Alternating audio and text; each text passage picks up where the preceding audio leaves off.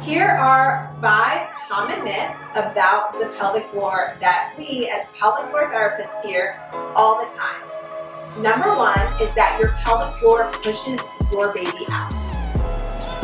Number 2, that Kegels are the best pelvic floor exercise for any sort of problem you're having, or even just a good exercise to be doing for your pregnancy and postpartum. Number 3 is that leaking or having any urinary or fecal incontinence is normal.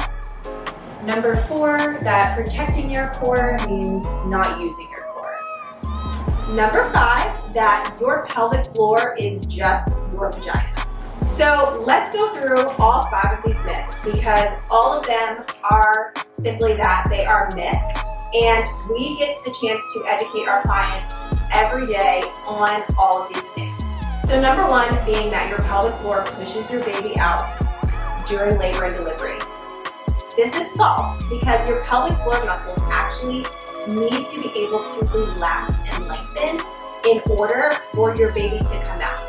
The reason why there is sometimes prolonged pushing or why there's increased tearing when there doesn't always need to be is because of that pelvic floor tension and tightness. And this is why we highly recommend moms early into the pregnancy as possible to start working on learning how to lengthen the pelvic floor, relax the pelvic floor muscles, because they're going to be the moms who are more likely to be able to breathe their baby out and to have less tearing. Let's talk a little bit about the common misconception number 2, meaning Kegels are the best pelvic floor exercise ever on the planet for everything. So just like literally any other muscle in your body, there's lots of different exercises, stretches, and needs that your muscles may have. And so thinking that there's one exercise that's going to be the fix-all problem right there makes it false. The other thing is that your pelvic floor can need a lot of things, and it oftentimes does not work alone. Very little of the time are we just sitting there Kegling different things.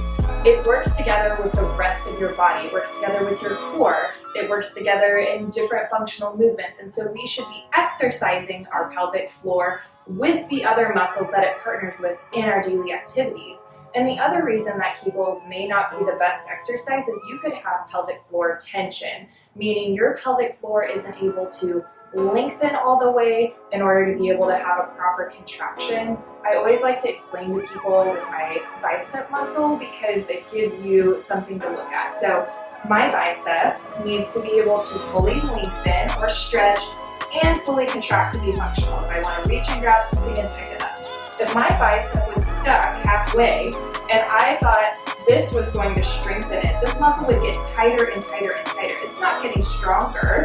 It's thinking if I tense up, that's how I can use it. And that's not functional, which is why so often people who are like, I'm doing my Kegels, keep having leakage, keep having pain with intercourse, even low back pain and weak core, and it's just not the catch-all exercise that the internet sometimes makes it out to be. The third common misconception that leaking is normal is something we hear all the time. And the truth is that you should not be leaking. If you have the function, you should be able to do the things that you want to do without peeing on yourself in any capacity. That is part of toileting. Going to the bathroom is to be able to do that on your own. And so when you're not able to do that and control that, something is wrong, and we can improve that by making sure that we are strengthening, creating function in the pelvic floor. And to be honest, it's not always just lack of strength. A lot of times too, urinary leaking and incontinence can be from increased tone or too much strength in the pelvic floor, creating that leaking. And so when it comes to leaking and healing leaking, like Morgan said with Kegels, a lot of people just think that, oh, I'm leaking, like my pelvic floor is weak, I need to be doing Kegels. When in fact, that could probably be making your leaking worse or creating the leaking to start with. And so it's important that you learn and understand what it is that your pelvic floor needs. There's so many different things. It's not just Kegels and it's not just pelvic floor exercises, but it could also be dry needling, manual therapy, myofascial release, lengthening, learning appropriate exercises to help with the leaking. Number 4, most common misconception that we hear is that a lot of times people come in and they're like, in order to protect my core during pregnancy and postpartum, I need to not use my core. The problem with that is you absolutely do need to be using your core. It's just about utilizing it correctly and within the frame of the different state trimesters of pregnancy, including that 4th trimester. You have to remember that, again, your core, just like your pelvic floor, these muscles aren't working alone. Your core is a partner to someone, and that's your back. They have to both be used, and this is why so often people are like, oh, I'm not using my core, I'm having this low back pain. Imagine if they were partners and you're giving all of the work to just one of the partners while the other one, and in pregnancy, is constantly getting that lengthening. And so we need to be utilizing our transverse abdominis, that deep core muscle, to protect ourselves when we're squatting, picking things up, and also doing proper mobility when we're getting in and out of bed, such as log rolling during pregnancy and postpartum, so that we can utilize our core in a way that actually protects it versus not utilizing it at all, which can actually lead to things like further abdominal separation, increased back pain, leakage, amongst other things.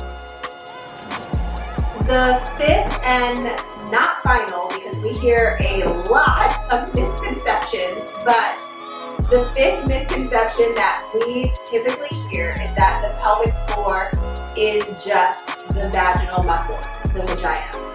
And hate to break it to you, but your pelvic floor actually wraps all the way around to your butt. Your glutes are encompassed by your pelvic floor muscles. And that is why it is really important too, when we're working on labor and delivery prep and lengthening those pelvic floor muscles, to work on lengthening not just the front of your pelvic floor, but also the back.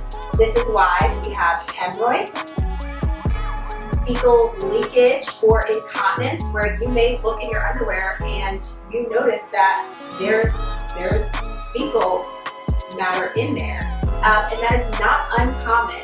And so looking at your pelvic floor as a whole will help you to actually get to the root of your pelvic floor problems and to truly heal your pelvic floor.